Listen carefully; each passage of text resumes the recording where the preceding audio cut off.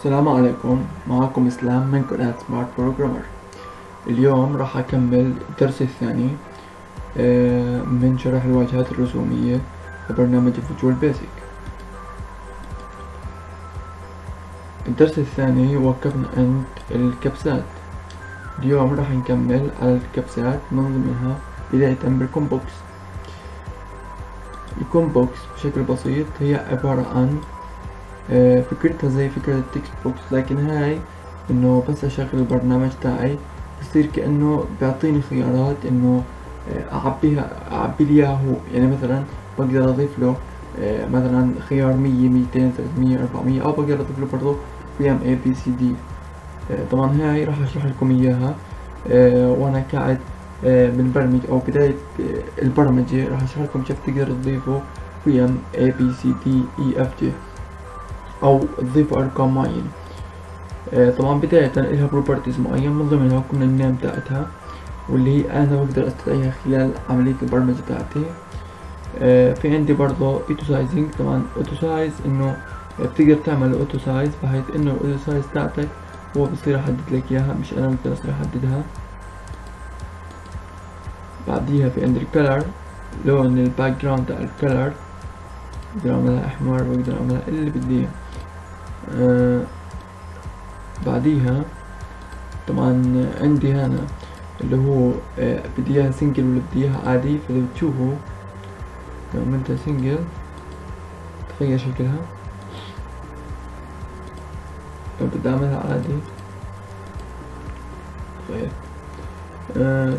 هنا في عنا اشي اسمه باوندري كولوم، وفي عنا باوندري او كولوم كاونت. طبعا هذا بنستخدمه اذا انا عندي في الكومبوكس اكثر من عمود، بس هذا ما بلزم بالكومبوكس، يعني عمود واحد بكفي، يعني ما بقدر ازيد من اكثر من عمود، عمود كافي.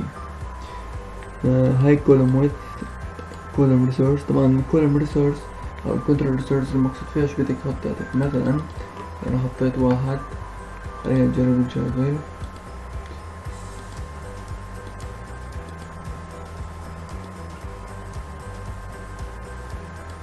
كولوم ريسورس بشرح لكم اياها اول ما تبلش لانه في مشكلة كأنه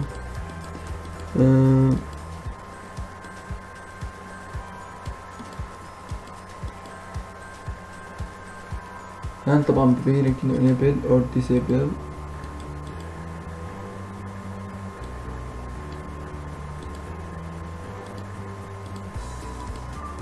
هنا بيعطيك شكل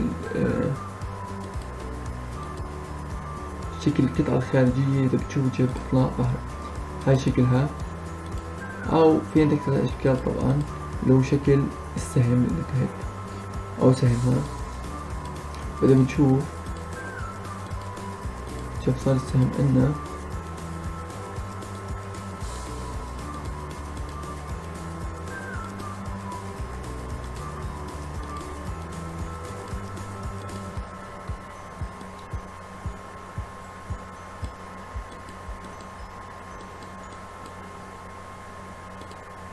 هذا طبعا enable او not enable، يعني اقدر اخفي الكومبوكس او اخليها ظاهرة عندي.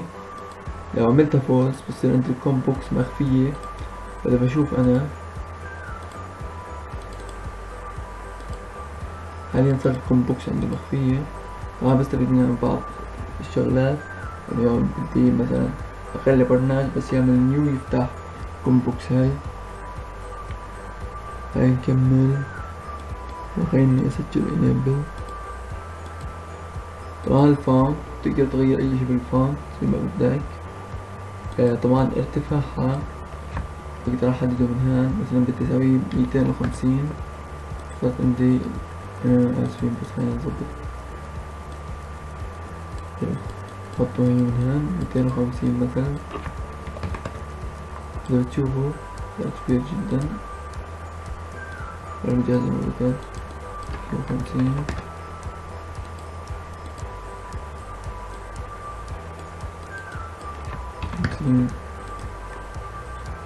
بغض النظر في ايدك نكمل.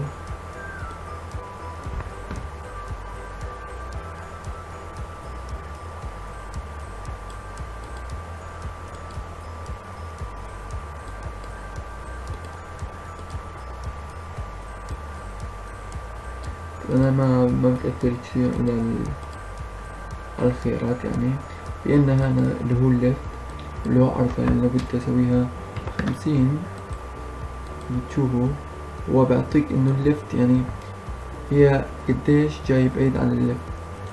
فإذا بشوف أنا مثلا أحطها 100 وانصر في الليفت،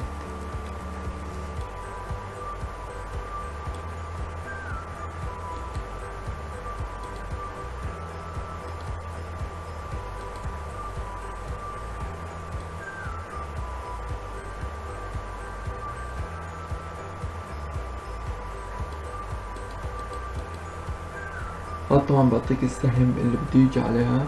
مثلا لو حطيت له اي بيم وبشغله هنا، بس بتظهر بالجرام عشان يشتغل،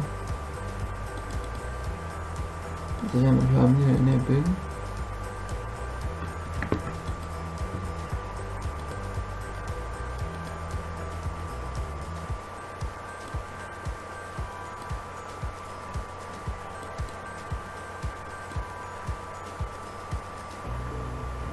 هنا بس تبقى الانيبل بتاعتها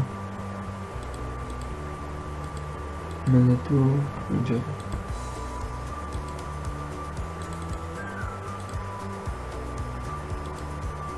إذا بتشوف كيف صار يعطيني إنه بدي أعبي داتا معينة. ليش؟ لأنه أنا حطيت سهم زي ما قلنا. خليني بس أشغل الإنابل بتاعت اليوزر فورم إنه صار في مشكلة حاليا. لو أجرب أشغله، شايفين كيف صار يعطيني السهم من الآي بيم.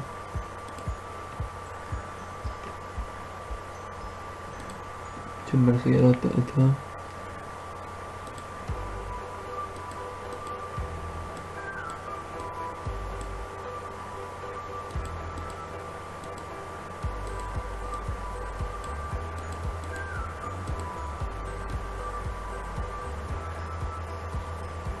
رو سورس هي الداتا اللي بتيجي تحطها فيها. مثلا بتحط واحد، في مشكلة طبعا في أمره لأنه أنا كان بأمر فيه نكتب البروبرتيز، فبتقدر تضيف من خلال يدويا يعني باستخدام برمجة. أنا ما بقدر أضيف من خلال هاي الشغلة. طبعا التكست هو اللي بدك، يعني مثلا أنا بدي مثلا أعمل فيرست نيم، فبدي أسوي مثلا أول شي أحطه فيرست نيم مثلا.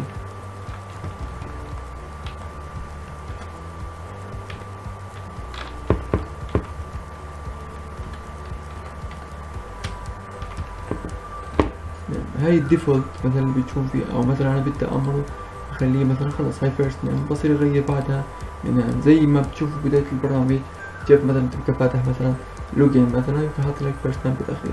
هاي بتشوف كأنه تكست بدائي، او اول ما تشوف تكست بدائي او بعد راح هيك حاطين سيلكت مش الا فيرست نيم او مثلا اسم بدك اياه. تمام، نكمل بس. تاني كنترول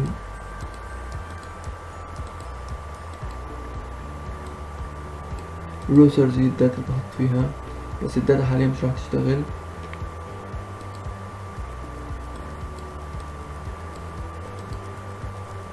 أو الروسرز هي عبارة عن جداول باستخدام، مثلا أنا بقول له مثلا بالأكتيف شيت تاعي في عندي من كذا لكذا، فهو نفس الفكر إنه هاي روسرز عندك تقدر تعبي له باستخدام هاي. عشان هيك أنا يوم ضفته ما قبل أضيف عندي الداتا اللي أنا بكتبها يدويا، هو بس بضيف من الشيت الإكسل تاعي.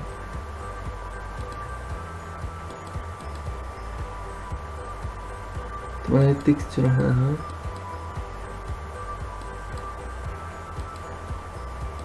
طبعا التكست الاينت يعني انت التكست وين بدك تحطه، فبتقدر تحطه بالسنتر وبتقدر تحطه بالرايت. فاذا بتحطه بالرايت بروح على اليمين، او بتحطه بالليفت بروح على الشمال.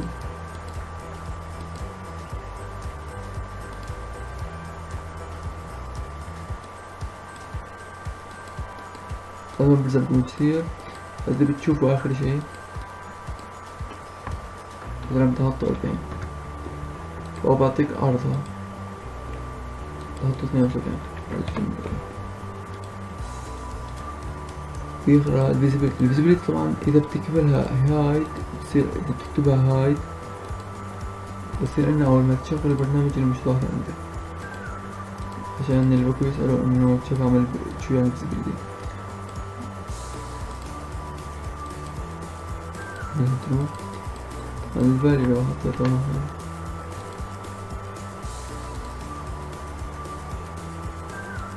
بتشوفوا طبعا بتقدر تضيف على للكوم بوكس هاي بطرق برمجية أسهل ما أنا بقعد أضيف من خلال البروبرتيز تاعته. خلينا نكمل. شرحنا الليبل، شرحنا الكوم بوكس، نمشي على الليست. الليست بوكس هي عبارة عن قوائم. هاي القوائم بتعمل لي كأنه جداول، يعني مثلا بقدر أعمل أكثر من كاونت، من الكاونت هذا بساوي كأنه جداول. يعني مثلا بقدر أسوي مثلا أبقى حاط داتابيس، مثلا أبقى أعمل هان داتابيس، مثلا داتابيس A وداتابيس B وداتابيس C، ومعبي مثلا أنا مجموعة من الداتا، 1 مثلا 2 3 مثلا، وهاد داتا مجموعة من الداتا هنا، مجموعة من الداتا هنا، مجموعة من الداتا هنا. وانا الداتا هاي بدي اعبيها وين؟ بالليست بوكس اللي عندي، بحيث انه اخلي المستخدم يختار من خلال هاي الداتا. فشو بعمل؟ بجيب ليست بوكس بحطها. طبعا بداية خواص الليست بوكس هو عبارة عن النام تاعتها. في عندك الكلر، سواء كان باك كلرز واللي هو الابيض، او عندك اللي هو الفريم كلر واللي هو الكلر الطرفي.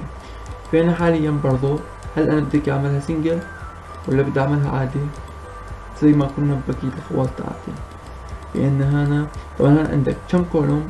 طبعا مثلا خلينا نسميه طبعا دوك بسموه كولوم كاونت. مثلا انا بدي عندي هيك قديش 3 كاونت، بحط له 3 مثلا، فبصير تقريبا انه بوزع لك الداتا. فلو تفتحوا شوي بس خلينا نعمله سنجل نشغل. لو تفتحوا بصير كأنه تسمو 3 جداول. خلينا نكمل.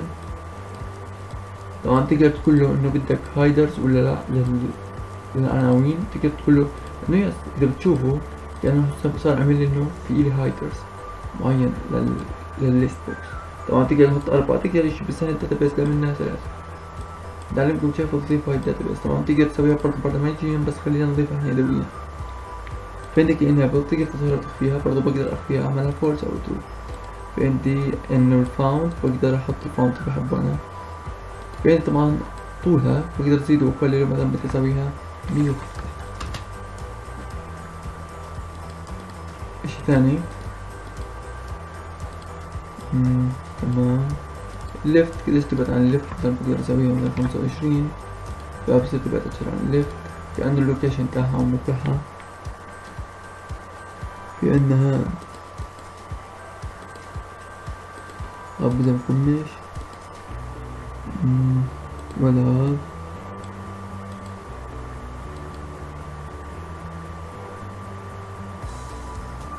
هذا ماوس ايكون، بدك تضيف ايكون للماوس بحيث انه اول ما تكبس على بصير انه يوم تشتغل على الماوس بصير يعطيك ايكون على الماوس. هذا بدي اتعلمها بتعلمه، بس تلزمش يعني كثير.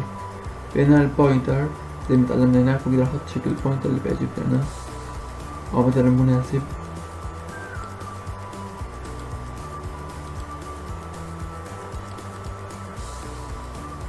هاي كمان ما تسلكشن بلزمكش تصير ما تعرفه. الآن في عندك الريسورس هو عبارة عن الداتا اللي أنا استخدمتها. مثلا خلينا نقول إنه عندي أنا من A2، طبعا عندي من A2 لنقطتين لآخر إشي موجود في الجدول اللي هو C12. إذا بتشوفوا شو صار معنا لو نشغل البرنامج بتشوفوا شو صار معنا. صار معنا إنه دخل لك الداتا كاملة، مثلا من A1 أو من A2 ل A حطيتها لشو C12، فأعطاني شو كل الداتا. فمثلا لو بدي أنا شو أعمل، طب أنا مش عاجبني هاي التشكيلة، بدي أعمله في النص. بديش أعمل هيك جيات ليفت، يعني جيات على طرف الطرف اللي هو اليسار، فبتقدر تلعب من خلال هاي ألعب بهاي الداتا من خلالها. مثلا بتعمل سنتر، فحاليا صار عندك سنتر، فهاي عشان أقدر أتحكم إنه بدي إياها يمين شمال في الوسط في سي اتش. طبعا التكست تقدر تضيف تكست بالزمج، طبعا هي أول داتا بالفاليو.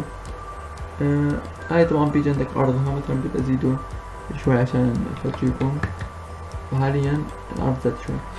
طبعا هاي الليست بوكس من ناحية برمجة نشرحها دروس القادمة. تمام، شرحنا الليست بوكس، شرحنا الكوم بوكس، بدنا نشرح ايش نسميه تشيك و الاوبشن او بوتن. تمام، التشيك بوكس بشكل بسيط، التشيك بوكس وهاي الثاني اللي هو الاوبشن بوتن. تمام، التشيك بوكس بشكل بسيط احيانا بتحتاج مثلا انه اول ما اشغل برنامج او اعمل داتا بصير انه تحط صح، او نفسها بدي احط اشي اختيار. مثلا انا عملت لي مثلا مجموعة اختيارات،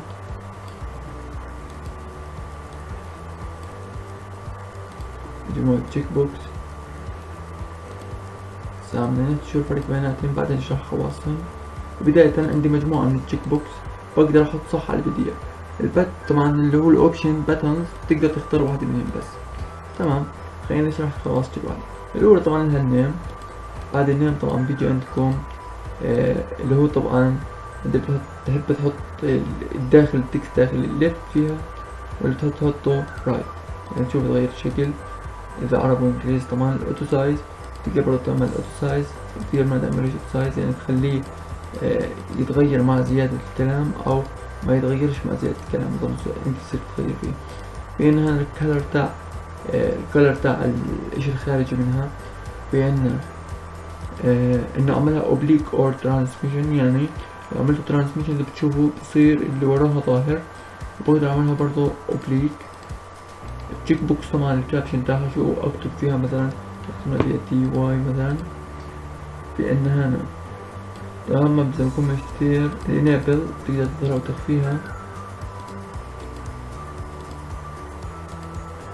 طبعا بقدر احط برضو هنا فونت معين اللي بدي اياه انا. طبعا بقدر اغير نوعية الخط، الهايت تاعه اللي بدي اياه. طبعا في عندنا الكلر تاعت الفريم.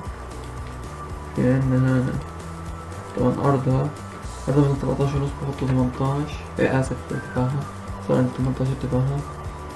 في عندنا هون ثاني كده تبعد عن الليفت اللي تبع على اليسار الشاشة.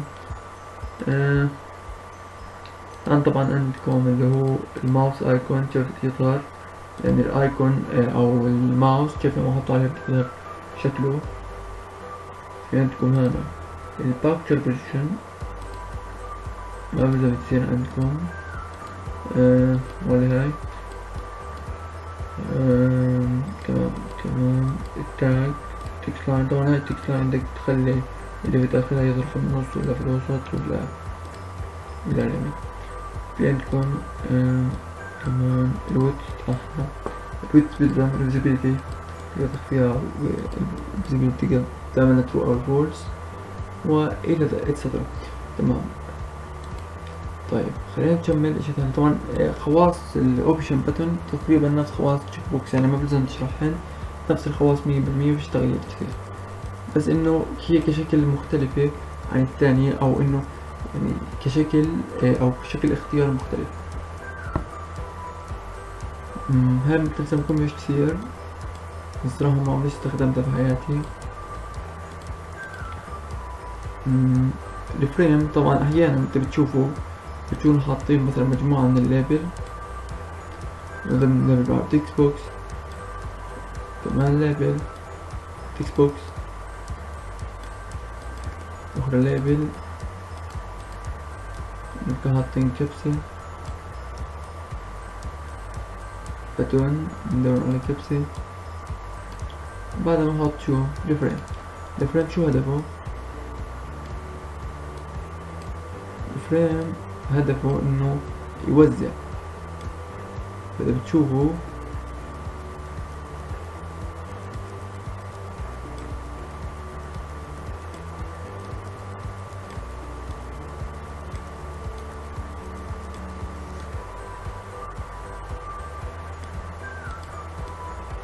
مثلا تقدر تسمي هاي أنواع الداتا إشي، وبعد كيف صار شكلها إشي يعني حلو يصير شكلها. طيب خواصة طبعا النيم تاعها الكلر زي ما تعلمنا. في عندنا هنا الكابشن، انه مثلا لو بدي احطها اوتبوت اسميها مثلا اوت مثلا بوت، بدي اياه بسميها اياه، او مثلا بسميها انبوت مثلا، صار عندك شي اسمه انبوت. طبعا في نقرا من خواص، طبعا في خواص يعني كثير مختلفة. الانابل حكينا عنها، الفون تاعها، عندك ارتفاعها، عندك هنا هاي ما بتلزمكم كثير يعني، عندك قديش تبعد عن اليسار، الديفولت اللي هو السهم تاعها، مش كتير شغلات مختلفة يعني، مش هالتعقيد فيها، نفس اللي شرحناه.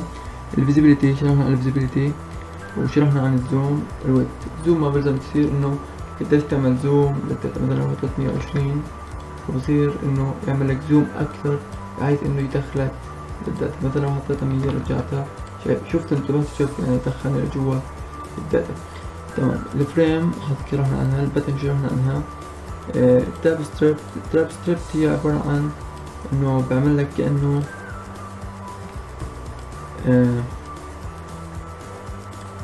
هاي بنستفيد منها لما يكون عندك برنامج كبير بدك تحط فيه داتا كثير. فشو بصير عندك؟ بصير يوم تشغله يعطيك كأنه شغلتين مع بعض. يعني لو حطيت على مثلا حط فيها كبسة وشغل البرنامج، إذا بتشوفه صار انه كأنه كبستين. تمام. هو بيكون كأنه أمرين وبتحركن. طبعا ما بلزم اشرح خواصه، مش كثير يعني، خواصه مهمة كثير بالنسبة لنا.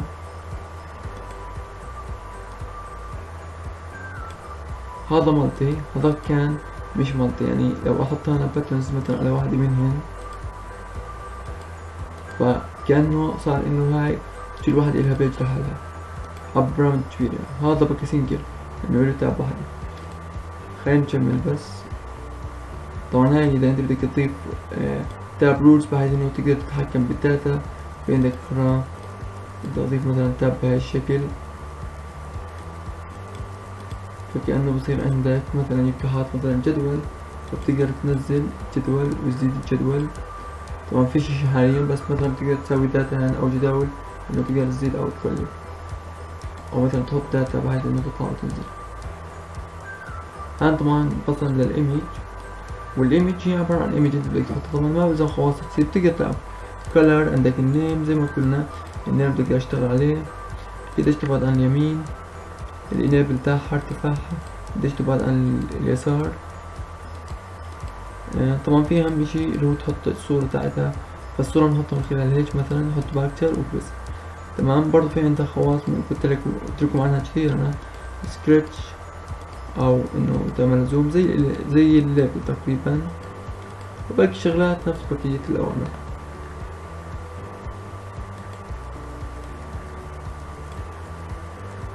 طبعا ما بتلزمكم كثير يعني، مش هالأهمية لهاي. هيك بنكون تقريبا خلصنا الواجهة الرسومية. بتمنى عجبكم الفيديو، ادعمونا بلايك واشتراك عشان نكمل بنشر الفيديوهات، عشان تعم الفائدة لجميع الناس. شكرا لمشاهدتكم، يعطيكم العافية.